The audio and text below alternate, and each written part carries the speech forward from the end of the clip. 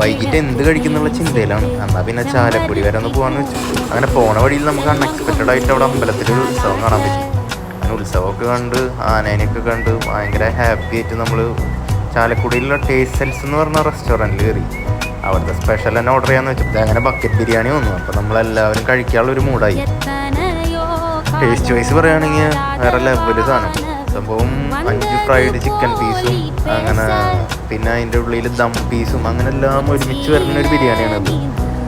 സംഭവം റൈസൊക്കെ നല്ല ഫ്ലേവേർഡ് റൈസാണ്. പിന്നെ ഒരു സ്പെഷ്യൽ ബിരിയാണി, നല്ല ടേസ്റ്റ് ഉണ്ടായിരുന്നു.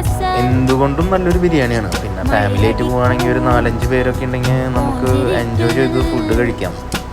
ഇവർക്കെല്ലാവർക്കും ഫുഡ് ഇഷ്ടമായി, അടിപൊളിയായിരുന്നു, നല്ല അഭിപ്രായമാണ്. അങ്ങനെ ഫുഡ് എല്ലാവർക്കും ഇഷ്ടമായ സ്ഥിതിക്ക് അതൊക്കെ കഴിച്ച് വയറ് ഫുള്ളായി. അങ്ങനെ ഫുഡൊക്കെ കാലിയ സ്ഥിതിക്ക് ഞങ്ങൾ തിരിച്ച് വീട്ടിൽ പോകാമെന്ന് വിചാരിച്ചു. അപ്പോൾ ശരി, ബൈ ഗൈസ്.